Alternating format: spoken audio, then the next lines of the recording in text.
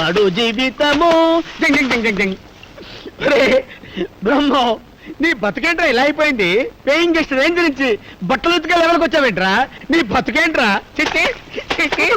బాగా ఉతుకు, శుభ్రంగా ఉతుకు. ఉతుకు ఉతుక్కి మరింత తెల్లగా తలదలలాడేలా ఉతుకు. ఏమిటో బట్టలు ఉతుకుతున్నావా? అవును అంకుల్. ఏమీ లేదు, బట్టలు ఉతికితే బరి బరి గిరిగిరి మా కిరికిరి అనే మందు లేని జబ్బొస్తుందని బర్మాలో కనిపెట్టారు. ఎలాగంటే ఇప్పుడు నువ్వు బట్టలు ఉతుకుతున్నావు కదా, ఆ బట్టల్లో ఉన్న మురికి నీ గోడ ద్వారా శరీరంలోకి ప్రవేశించి ఆ తర్వాత రక్తంలోకి ఎంటర్ అయిపోయి టోటల్ గా రక్తం మురికైపోతుందన్నమాట. వన్ ఫైన్ మార్నింగ్ ఫైనల్ గా నువ్వు ఠామ్ అని చేస్తావు. అయ్య బాబాయ్, అయితే బట్టలు ఉతుకడం సచ్చినా ఉతకడంతే. అప్పుడా చూపు గాడిదా ఎత్తారంటే మాట ఇచ్చి తప్పుతావురా?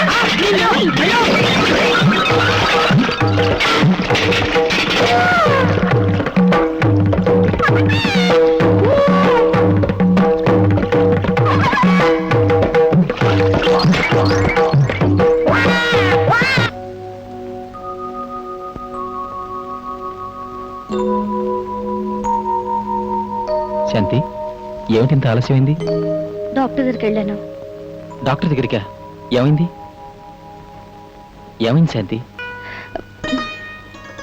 నెల తప్పాను. అంటే అంటే మన బడ్జెట్ లోకి ఇంకో బుజ్జోడు వస్తున్నాడు. అంటే అంటే నేను ఉయ్యాల కొనబోతున్నాను రా. అంటే అంటే నేను గుర్రమాటాడాలరా అబ్బాయి. అయ్యో, అంటే ఏంటమ్మా? అంటే నువ్వు తండ్రి కాబోతున్నారా ముద్దబ్బాయి? నిజంగా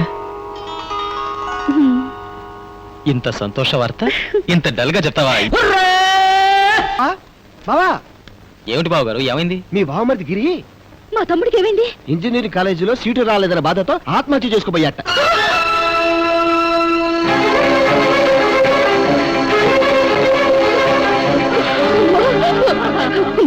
తమ్ముడికి ఎలా ఉందమ్మా?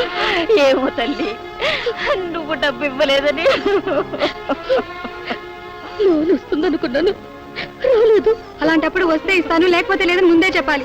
ఖచ్చితంగా ఇస్తాను ఎందుకు చెప్పావు? నీ మాటలు నమ్మి ఇంజనీరింగ్ లో సీట్ వచ్చినట్టే కలలు కన్నాడు అన్నయ్య. ఆ కలలు నిజం కాకపోయేసరికి ఇప్పుడు ఎలా ఉంది డాక్టర్? ఇన్ టైంలో తీసుకురాబట్టి గండం గడిచింది. వెళ్ళి చూడండి.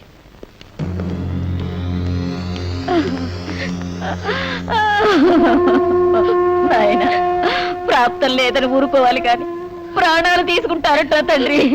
తమ్ముడు, ఏమిట్రా ఈ పని? పెదవ సీటు రాకపోతే పోయింది, గండం గడిచిందంతే చాలు. అసలు గండం ఇక ముందుంది. అవును, ఎమర్జెన్సీ కేసు కాబట్టి డాక్టర్లు పోలీస్ కంప్లైంట్ ఇవ్వకుండా ఇతనికి ట్రీట్మెంట్ చేశారు. ఇప్పుడు పోలీసులు రావడం, ఆత్మహత్య నేరం కింద ఇతన్ని అరెస్ట్ చేయడం జరుగుతుంది. ఇది అసలు గండం. am I right? సారీ, నేనెవరో మీకు తెలియదు కదూ. మీ అమ్మాయి శాంతి పని చేస్తున్న ఆఫీసులో నేను జనరల్ మేనేజర్ని. నమస్తే sir. No no no no, నేను ఆఫీసులో మాత్రం జీఎంని, బయట దోస్తుని. అమ్మ శాంతి, నీ తమ్ముడు ఇలా ఆత్మహత్యకు పాల్పడాడని తెలిసి వచ్చాను. ఏమోయ్, ఇంజనీరింగ్ సీట్ రాకపోయినంత మాత్రాన ఆత్మహత్య చేసుకుంటావా? This is too bad. చూడమ్మా, ఆ డబ్బు నేను ఇస్తాను.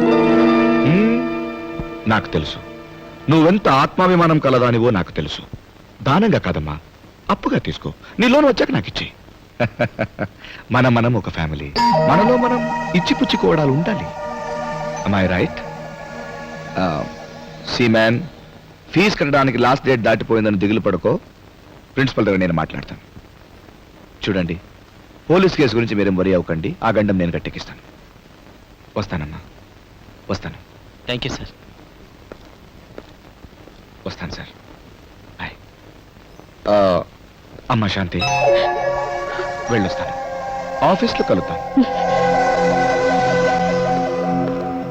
అంత గొప్పవాడైనా ఎంత మంచి మనిషి అమ్మా. ఆపదలో ఆదుకున్న వాళ్లే అయిన వాళ్ళని ఆ భగవంతుడే ఈ రూపంలో వచ్చాడమ్మా.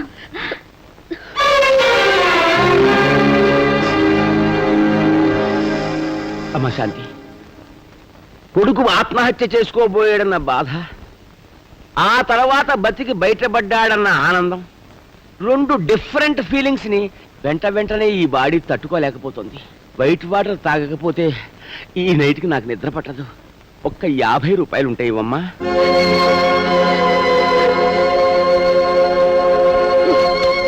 నా బంగారు తల్లి.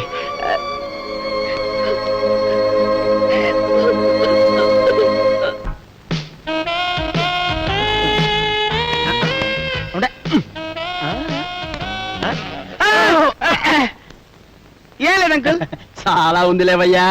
ఇదిగో బ్రహ్మం, నీ లుక్స్, నీ అబ్జర్వేషన్, నీ మూమెంట్స్ అబ్జర్వ్ చేశా. నువ్వు మా అమ్మాయి అందానికి, అపురూప సౌందర్యానికి పడిపోయావు. మొత్తానికి నువ్వు మా అమ్మాయిని పెళ్లి చేసుకోబోతున్నావన్న విషయం నాకు అర్థమైపోయింది.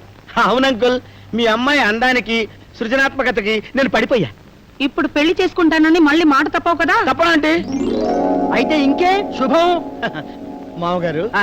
నా కాబోయే భార్యతోటి సరదా కాసేపు మాట్లాడుకోవచ్చా? ఓ దానికి అభ్యంతరం, నిక్షేపంగా మాట్లాడుకోవాలి. అలాగే ఆంటీ, నువ్వు తప్పుకో. బయలుదేరు. రంబా, ఏ నా రంబా, రంబా రంబా రంబో. భూదేవి, మన ప్లాన్ సక్సెస్. ఒక అర్భకుడు దొరికాడు, అమ్మాయి ప్రాబ్లం సాల్వ్ అయిపోయింది. ఒక్కసారి ఫుల్ గా చూపించమ్మా. చిలిపి కళ్ళు వంకరగా పెడతావమ్మా. అక్కడ గుడ్డు పెడతావంటి, రెండు ఒక చోట పెట్టు. ఒరిజినల్ షేప్ ఇంతే. ఆ! ఒక కన్ను, సగం ముక్కు, సగం మూతి చూసి సృజనాత్మకత ఏమో అనుకున్నాను. దాని సీక్రెట్ ఇదే. దీనికి 30,000 తగలయ్యాలా? నో, నేను చేసుకోను. I don't marry you at all. నన్ను పెళ్లి చేసుకోవా? ఒరేయ్, యారా, మాట ఇచ్చి తప్పుతావురా? నేను తప్పనంటే నేనెందుకు తప్పుతాను? ఒరే బ్రహ్మంగా, నీ బతుకు సృజనాత్మకత. ఆంటీ, ఈ అరవింద దళాయతాక్షిని చేసుకొని జీవితాంతం అనుభవిస్తా. తమ్ముడు, హాస్పిటల్కి వెళ్తే డిశ్చార్జ్ చేశారని చెప్పారు. ఇప్పుడు ఒంట్లో ఎలా ఉందిరా? కనబడ్డంలా, బతికే ఉన్నాను.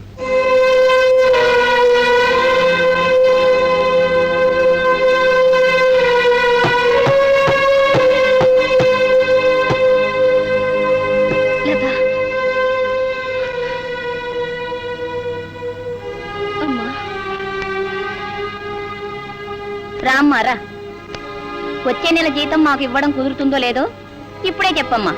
తీరా ఆ వేళటికి నువ్వు ఇవ్వడం కుదరదు అంటే ఇంటిల్లిపాది ఏను యోగయో చూసుకోవాలిగా.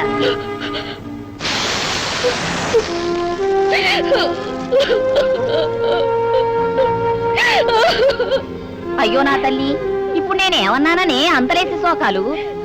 తప్పైపోయిందమ్మా, తప్పైపోయింది. ఇంకెప్పుడైనా నిన్ను పల్లెత్తి మాట అంటే నేను చచ్చినంత ఒట్టు. నేనేం తప్పు చేశారని అందరూ నన్ను అంటే అన్నానంటారు గాని మీ ఆఫీసర్ గారు 15,000 అప్పుగా ఇస్తానంటే వద్దన్నావట కదా. ఈ ముక్క ఆయన ముందంటే బాగుండదని ఊరుకున్నాను. అవును, ఇస్తానన్నాడు. కానీ ఎందుకు ఇస్తానన్నాడు, నేను ఎందుకు వద్దన్నాను నీకు తెలిస్తే. కడుపును పుట్టినవాడు, కడుపు నిండా తిండి పెట్టలేని దాన్ని నాకేం తెలుస్తాయమ్మా ఆఫీసు గొడవలన్నీ. రేపు వాడికి ఉద్యోగం వచ్చాక నువ్వు ఖర్చు పెట్టిందంతా హడా పైసలతో సహా తీరుస్తాడేమ్మా. వద్దే లత, పక్కింటికి వెళ్ళి కలిపాకు తెమ్మని పొద్దుసేపే.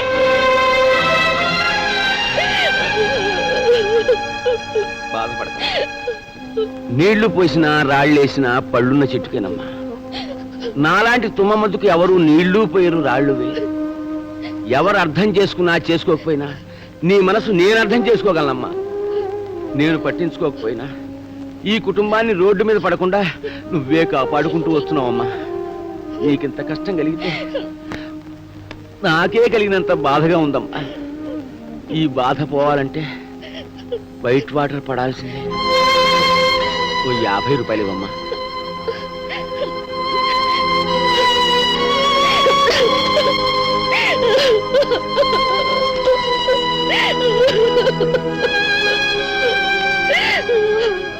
నా బంగారు తల్లి.